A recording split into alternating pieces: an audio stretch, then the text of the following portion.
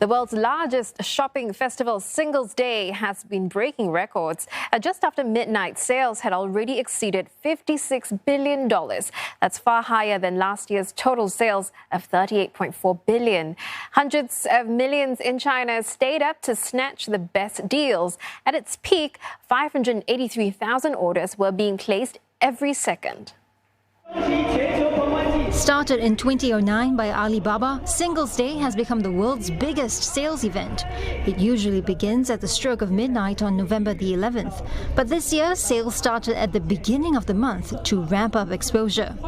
This year's event is closely watched for clues about consumer sentiment in China now that the pandemic is under control. And Chinese shoppers have turned up online in full force.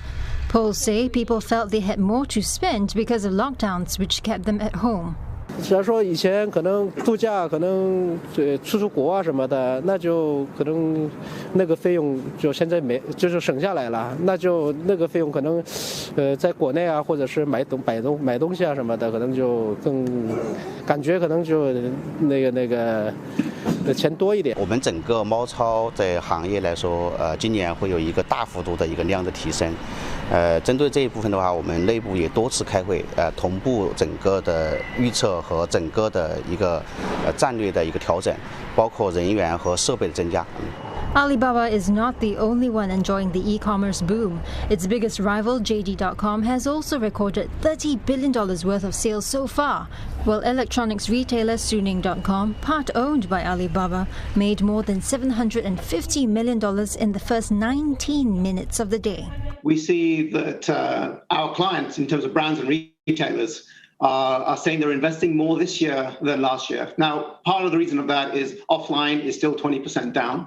And this is a way of recouping some of the losses earlier in the year from the pandemic. And they're using vehicles such as live streaming as a way of reaching out to the consumers. With consumers, they said they were also going to be spending more this year than last year, and actually men more so than women. And whilst categories such as cosmetics and electronics will continue to do well, we also see an increase in health and wellness categories such as fresh food and sporting goods.